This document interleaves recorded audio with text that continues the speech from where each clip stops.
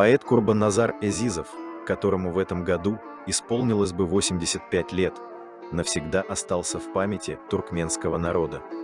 Фраза песни на стихи Курбанназара Эзизова стала привычной, потому что музыканты часто пишут музыку к его стихам. Курбанназар Эзизов родился в первый день весны, когда новая жизнь прорывается сквозь набухшие почки деревьев, а бело-розовые кружева цветения окутывают природу нежным шлейфом ароматов.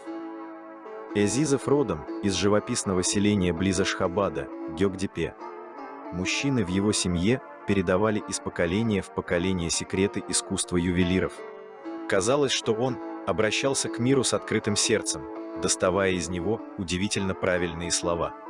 С приходом Эзизова туркменская поэзия получила, выражаясь современным языком, перезагрузку. Современник прославленной плеяды шестидесятников Роберта Рождественского, Андрея Вознесенского, Евгения Евтушенко, Беллы Ахмадуллиной, Булата Акуджавы, Курбанназар Эзизов стал одним из них, и не только на туркменской земле.